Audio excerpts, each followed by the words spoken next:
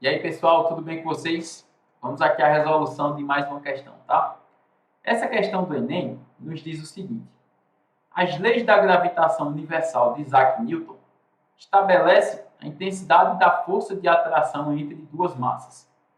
Ela é representada pela expressão F igual a G, que multiplica M1, M2 dividido por D ao quadrado, onde M1 e M2 correspondem às massas dos corpos, D, a distância entre eles, G, a constante universal de gravitação e F, a força que um corpo exerce sobre o outro.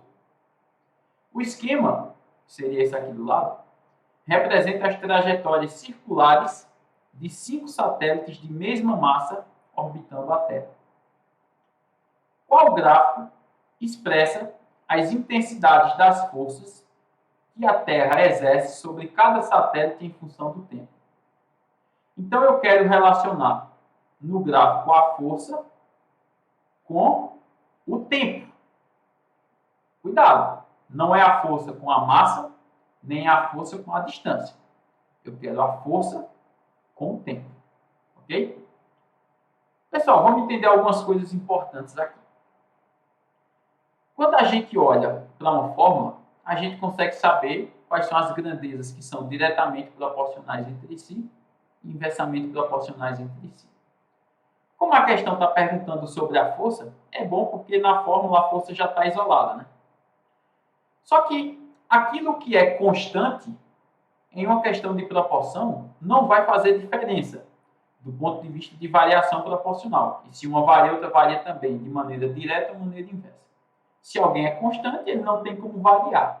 Então, ele nem vai ser direto, nem vai ser inverso em relação a qualquer outra grandeza. No caso aqui, o G já é uma constante. Então, naquela fórmula, eu vou pintar o G de amarelo porque ele não serve para nada. E essa questão também fala que os satélites têm a mesma massa. Se eles têm a mesma massa, então as massas dos satélites são constantes entre si. A massa da Terra não vai mudar ao longo do tempo. Então, significa que as massas também são constantes. Então, basicamente, do ponto de vista de proporção, só me interessa aqui comparar força com distância. Como a força ela está do lado de cima da fórmula e a distância está do lado de baixo, com a força isolada, claro. Então, aqui são grandezas inversamente proporcionais. O que é que significa isso? Que quando eu aumento a distância, o que é que acontece com a força? Ela cai. E faz todo sentido, né, pessoal?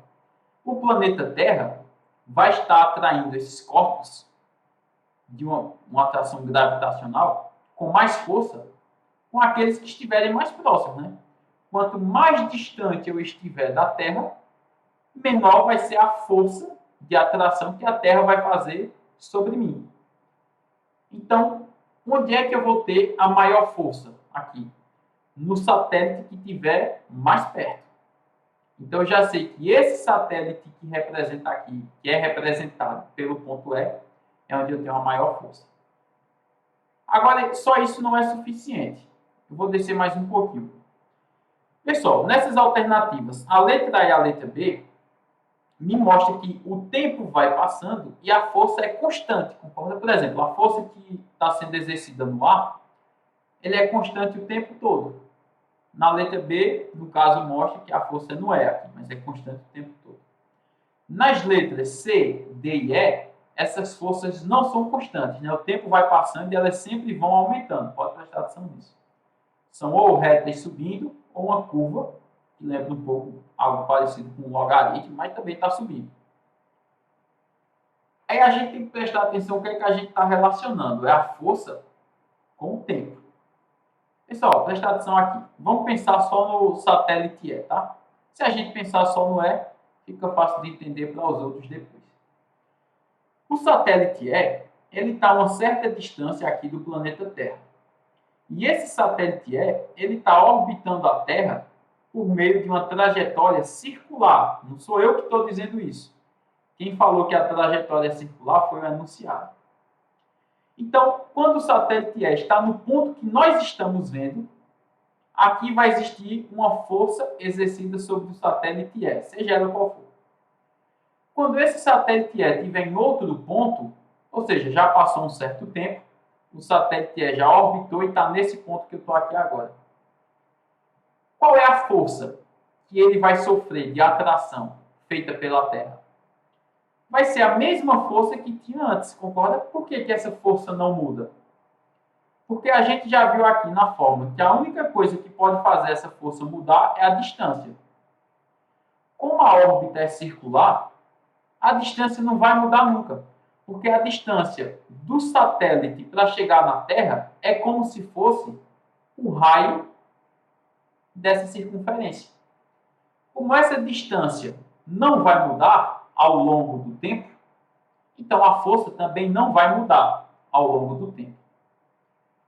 Eu não estou dizendo que a força exercida no E vai ser, por exemplo, a mesma força exercida no A. Não é isso. O que eu estou dizendo é que a força exercida no E não vai mudar durante o tempo. Vai ser sempre a mesma. Agora, se eu for comparar a força exercida no satélite E e a força exercida no satélite A, qual dos dois vai ter uma força maior? O E. Por quê? A força é maior quando a distância é menor, porque força e distância são grandezas inversas. Então eu já sei que o E tem que ter a maior força e o A tem que ter a menor força. E eu sei que essa força será constante ao longo do tempo. Ok? Então vamos para as alternativas. Quando a gente olha, qual é a que traduz isso para a gente? Deixa eu só diminuir mais um pouquinho. O E vai ser o que vai sofrer a maior força. Eu já sei que a força é constante. Isso já elimina letra C, letra D e letra E. Porque aqui as forças estão aumentando no decorrer do tempo. A força tem que ser constante. É A ou é B.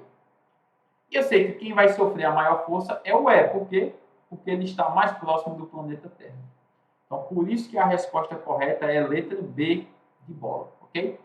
Uma última observação. Por que essas distâncias aqui, ó, entre a força, está ficando cada vez maior quando eu subo? Quer dizer, a força de D para E é ainda maior do que a de D para C, que é ainda maior do que a de C para B, e assim vai. Porque a força ela é proporcional ao quadrado da distância, né? Então, quando eu vou aumentando a distância, por exemplo, se eu dobrar a distância, isso não significa que eu vou reduzir pela metade a força, que a distância está ao quadrado. Então, quando eu dobro a distância, o que é que acontece com a força? Ela cai pela metade ao quadrado, ou seja, ela cai em 1/4. Por isso que essa divisão aqui não está igual. Não é uma divisão toda proporcionalzinha, bonitinha, tá? Então, só essa observação que eu quis fazer. Não seria importante para a resolução em si da questão, mas seria uma observação sobre a fórmula em si, tá?